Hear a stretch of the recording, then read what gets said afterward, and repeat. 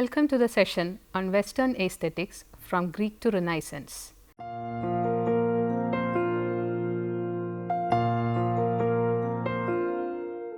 Aristotle. Aristotle is considered as one of the greatest intellectual figures in the history of Western philosophy. He founded a philosophical and scientific system that became the framework for both Christian scholasticism and medieval Islamic philosophy. His intellectual contribution has covered a wide range of disciplines including biology, botany, chemistry, ethics, history, logic, metaphysics, rhetoric, philosophy of mind, philosophy of science, physics, poetics, political theory, psychology, and zoology. He was the founder of formal logic. Aristotle's works shaped centuries of philosophy from late antiquity through the Renaissance, and even today continue to be studied with great enthusiasm.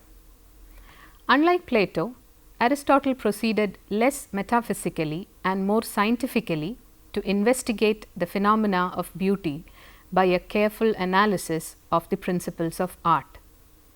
Because they are concerned with the creation of human products, Aristotle regards rhetoric and the arts as belonging to the productive sciences.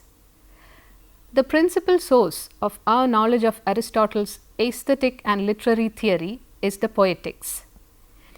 In his treatises on poetry and rhetoric, he describes his views on art and gives us certain principles of beauty in general. Many valuable suggestions on the same subject can also be found scattered among his other writings. The Rhetoric, the Politics, and the Nicomachean Ethics are some of the other major sources containing necessary supplementary information on this subject. Aristotelian aesthetics directly contradicts Plato's negative view of art by establishing a potent intellectual role for artistic mimesis. For Plato, art is not only a copy of reality, but an inferior copy. For Aristotle, mimesis describes a process involving the use by different art forms of different means of representation, different manners of communicating that representation to an audience, and different levels of moral and ethical behavior as objects of the artistic representation. Thus, Aristotle distinguishes between tragedy and comedy on the basis of the fact that the former represents noble or morally good agents, while the latter shows ignoble or morally defective characters. All forms of mimesis, including tragedy and comedy, come into existence because of a fundamental intellectual urge felt by all human beings. Aristotle describes this as humanity's desire to know. Further, he identifies it with the essential pleasure human beings find in all mimesis, the pleasure of learning and inference. Aristotle states that the tragic poet must provide pleasure from pity and fear through mimesis, thus alerting us again to the intellectual pleasure generated by tragic mimesis. When defining tragedy in a general way, Aristotle claims, tragedy then is an imitation of an action that is serious and complete and which has some greatness about it.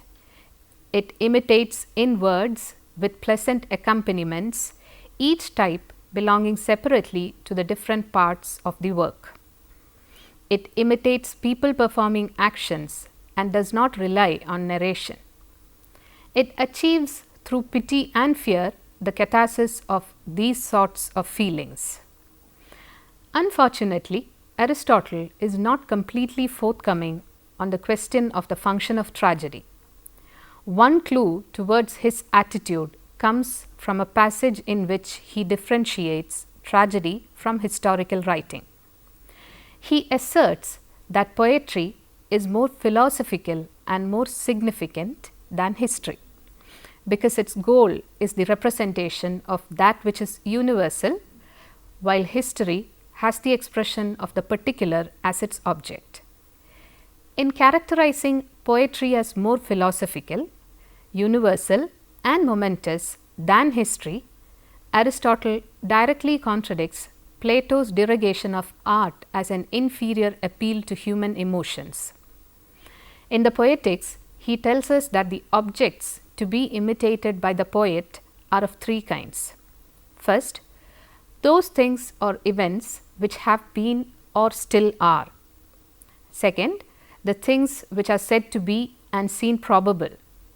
Third, the things which necessarily are in idea.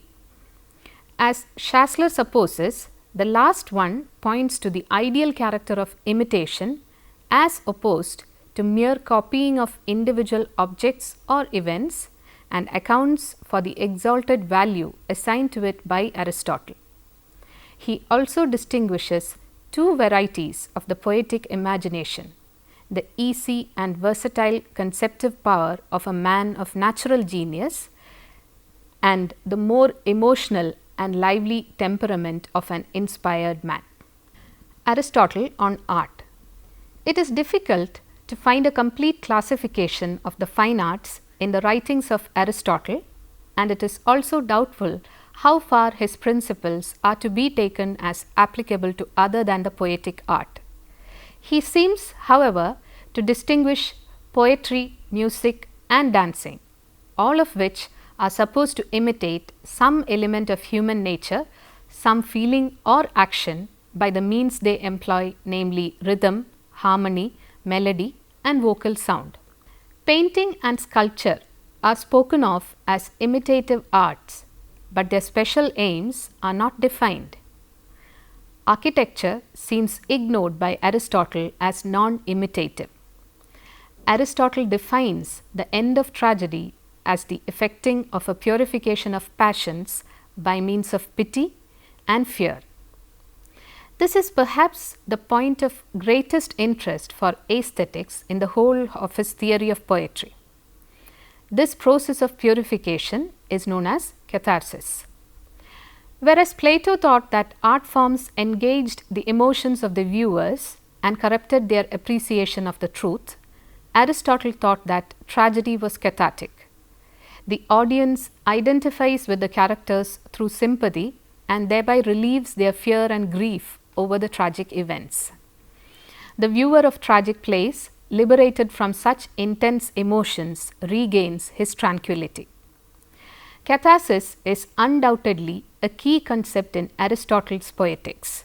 However, it has generated enormous controversies centered on three poles of interpretation: the subject of catharsis, the matter of the catharsis, and the nature of catharsis. The audience undergoes catharsis by having the emotions of pity and fear it experiences purged. By varying just these three possibilities, scholars have produced a variety of interpretations that it is the actors or even the plot of the tragedy which are the subjects of catharsis, that the purification is cognitive or structural rather than emotional, and that catharsis is purification rather than purgation. The purgation theory views pity and fear as pathological states that must be removed, while the purification interpretation makes the experiencing of these emotions in the proper amount and way a sign of virtue. Aristotle further supports the cognitive nature and goals of mimesis when he attributes to poetry a philosophical dimension arising from its capacity to express universals rather than particulars. The emphasis on the cognitive function of mimesis, whose essential pleasure we know to be learning and inference, makes catharsis a cognitive process. The cognitive view of catharsis is now gaining momentum as an alternative to the traditional interpretations of purgation and purification. According to Aristotle, the pity and fear arise in a tragic play only when someone who is very much like ourselves, that is, neither unqualifiedly virtuous nor deeply flawed, falls from happiness to misery because of a hamartia. Earlier, It was not uncommon to identify Aristotelian hamartia with a moral flaw and to attempt to find in the plot of Sophocles' Oedipus Tyrannus justification for this view. Perceptive interpretations of that play and of the term hamartia, however, offers a persuasive refutation of this view. D. W. Lucas defines hamartia as the blindness which is part of the human condition, and P. Van Bram describes it as the insufficiency of the human mind to cope with the mysterious complex of the world. Imitation, mimesis.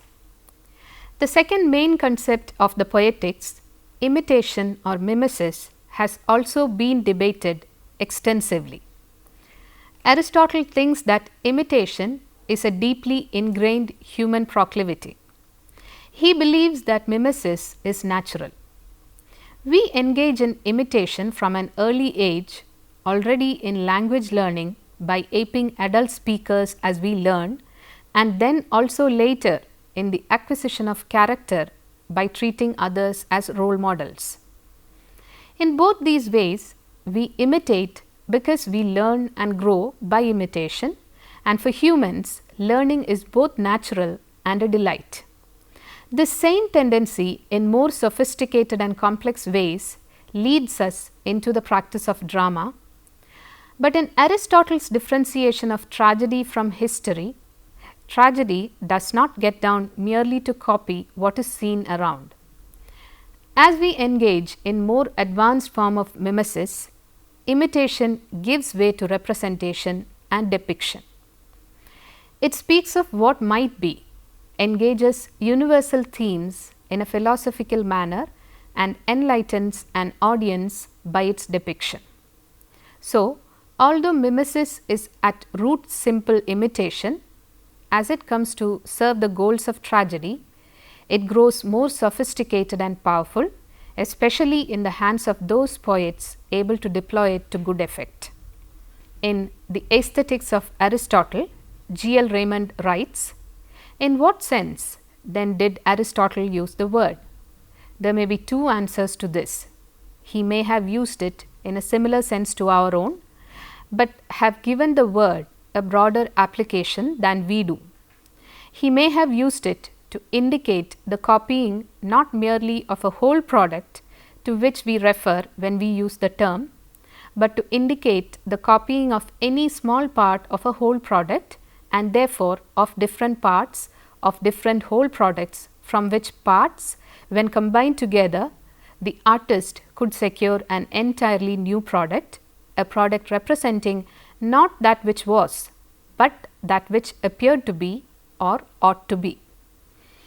But this is exactly the work of the constructive imagination attributed to the artist by the idealist. Again, however, we may suppose that Aristotle, in using the term imitation, meant to express the thought which we should express by using the term imaging. Either supposition of his meaning would involve the same interpretation of his theory. It is this: in art, imitation or imaging is a means, not an end, means of representing through accurate imitations or images of external objects that which is or appears to be or ought to be. This seems to be the only fair interpretation to be put upon Aristotle's word, and this interpretation reveals at once the depth and the comprehensiveness of his aesthetic insight. Aristotle ignores all conceptions of an absolute beauty, but at the same time seeks to distinguish the beautiful from the good. He seeks in the metaphysics to distinguish the good and the beautiful thus: the good is always in action, en praxi. The beautiful, however, may exist in motionless things as well, en akinetois. He teaches that the good and the beautiful are different, heteron, although the good under certain conditions can be called beautiful. Aristotle further distinguishes the beautiful from the fit, and in a passage of the Politics set beauty above the useful and necessary. Another characteristic of the beautiful fixed by him in the Rhetoric is the absence of lust or desire in the pleasure it brings. This has particular importance as it suggests the disinterested side of aesthetic pleasure. The universal elements of beauty again Aristotle finds in the metaphysics to be order or taxis, symmetry and definiteness or determinateness. With respect to art, Aristotle's views are an immense advance on those of Plato. Aristotle found in imitation the essence of art, considered as an activity which, unlike Plato, he considers not as an unworthy trick, but as including knowledge and discovery. Aristotle has exerted a large and enduring influence on literary criticism and aesthetic theory. Since the Renaissance, it has been traditional to regard the academy founded by Plato and the Lyceum by Aristotle as two opposite poles of philosophy. Plato is idealistic, utopian, otherworldly. Aristotle is realistic, utilitarian, commonsensical. Aristotle was the first person in history to build up a research library, a systematic collection of works to be used by his colleagues and to be handed on to posterity. From the 6th through the 12th centuries, although the bulk of Aristotle's writings were lost to the West, they received extensive consideration in Byzantine philosophy and in Arabic philosophy.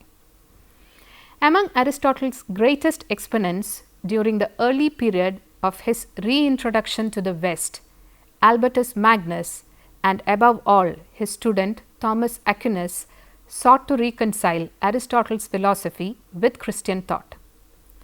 Friedrich Nietzsche and Martin Heidegger are among the modern philosophers who have been influenced by Aristotle. All aspects of Aristotle's philosophy continue to be the object of active academic study today.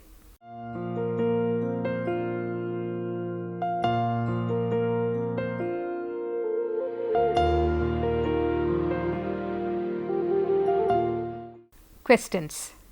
Plato is idealistic, utopian, otherworldly. Aristotle is realistic, utilitarian, commonsensical.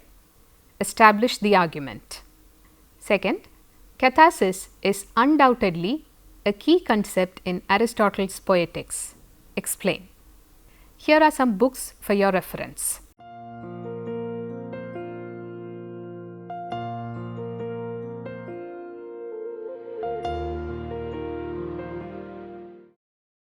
Samuel Henry Butcher, Aristotle's Theory of Poetry and Fine Art with a critical text and translation of the Poetics, 1902, Ingram Bywater.